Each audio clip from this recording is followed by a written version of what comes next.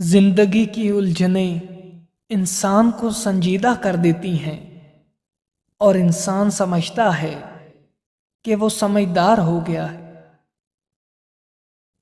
حساس لوگوں کی تقریباً ساری زندگی آزمائشوں میں ہی گزر جاتی ہے۔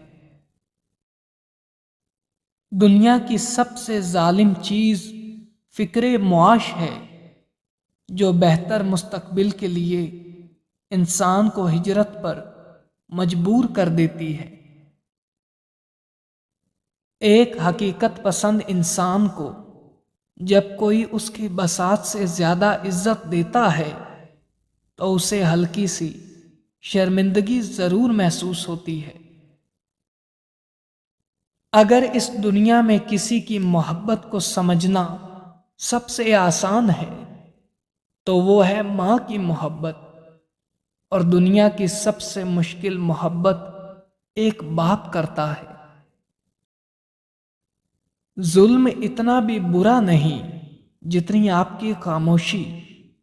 اگر آج بولنا نہیں سیکھا تو آپ کی آنے والی نسل گونگی پیدا ہوگی۔ پیدائش کے بعد انسان کا سب سے پہلا احساس بھوک ہے۔ دنیا کی ہر خواہش روٹی کے بعد ہی جنم لیتی ہے۔ بھوک سے بڑا کوئی فلسفہ نہیں۔ دنیا کی ہر چیز انسان کو فائدہ دیتی ہے، انسان کو نقصان دینے والی چیز خود انسان ہے۔ باغی ہونا کبھی آسان نہیں ہوتا۔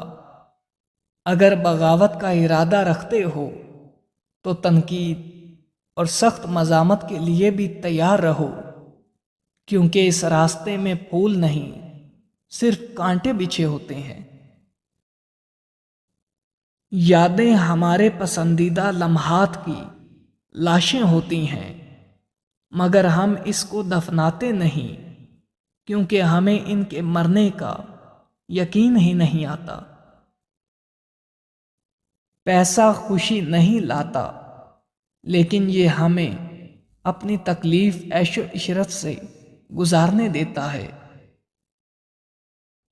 ہر اذیت کی ایک مدت ہوتی ہے جس کے بعد نہ تو درد کی شدت پہلے جیسی رہتی ہے اور نہ اسے سہنے والا انسان پہلے جیسا رہتا ہے۔ اگرچہ دماغ کا انتخاب زیادہ درست ہے، لیکن ان چیزوں کو ترک کرنا مشکل ہے جنہیں ہمارے دل نے چنا ہو۔ اداس ترین لوگوں کی اول ترین کوشش دوسروں کو خوش کرنا ہوتا ہے، کیونکہ وہ اداسی کی کیفیت اور قیمت کو جانتے ہیں۔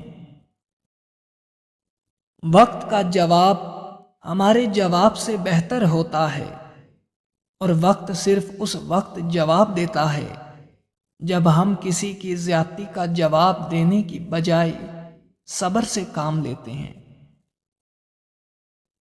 خوشی اور خوش قسمتی دو الگ چیزیں ہیں۔ انسان کسی کی وقتی خوشی تو چھین سکتا ہے، لیکن اس کی خوش قسمتی نہیں۔ تمہاری غلطیاں بھی تمہیں سچائی تک لے جا سکتی ہیں۔ اگر حالات پر آپ کی گرفت مضبوط ہے تو زہر اگلنے والے بھی آپ کا کچھ بگاڑ نہیں سکتے۔ کسی کی اصلیت اور کم ظرفی کا اندازہ اس چیز سے لگایا جا سکتا ہے کہ وہ امیر اور غریب دونوں کے ساتھ کیسا سلوک رکھتا ہے۔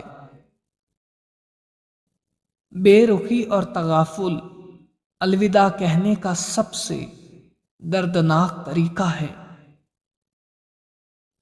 ہر سچائی 3 مرحلوں سے گزرتی ہے۔ پہلے اس کا مذاق اڑایا جاتا ہے، پھر شدید مخالفت کی جاتی ہے، پھر اسے ایک حقیقت کے طور پر تسلیم کر لیا جاتا ہے۔